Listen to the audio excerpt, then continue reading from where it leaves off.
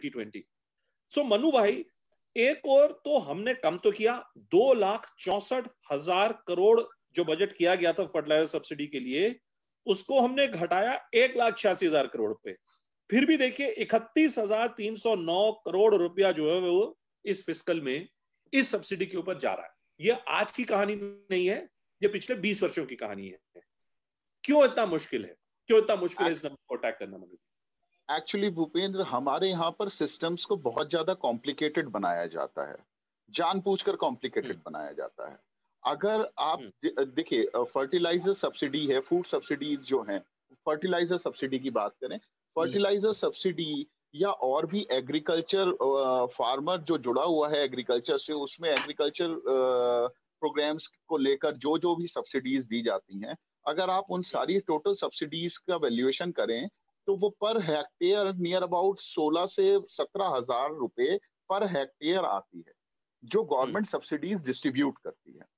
अगर आप किसान को कहें कि हम आपके जितनी भी लैंड होल्डिंग है, एग्रीकल्चर लैंड होल्डिंग है, हम उस लैंड होल्डिंग के हिसाब से डायरेक्ट सब्सिडी ट्रांसफर आपके अकाउंट में कर देते हैं। और बाकी सारा नॉर्मल रेट पर जो भी चीजें खरीदनी है आपको, वो चीजें खरीदिए। तो कम से कम जो ये लूप होल्स, जो कि फर्टिलाइजर कंपनीज का पूरा नेक्सस चलता है, आपको नीम कोटेड यूरिया क्यों लेकर आना पड़ा? क्योंकि आपको पता था कि उसका मिसयूज होता है, उन सारी सब्सिडीज का मिसयूज होता है।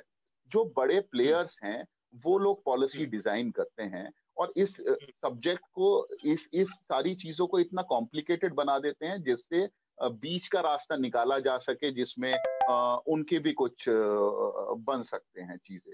लेकिन वो चीज किसान को डायरेक्टली ट्रांसफर नहीं हो रही। सब्सिडी कम क्यों हुई? उसके पीछे एक रीजन और है। पिछले 2-3 सालों में जिस तरह से ऑर्गेनिक का क्रेज बढ़ा है, तो आम फार्मर्स, मैं क्योंकि रूरल बैकग्राउंड से आता हूं और किसान हूं मैं भी, तो बहुत सारे फार्मर्स जो हैं वो केमिकल फर्टिलाइजर्स को अब छोड़ रहे हैं, तो जिससे उसकी डिमांड की भी कमी आती जा रही है।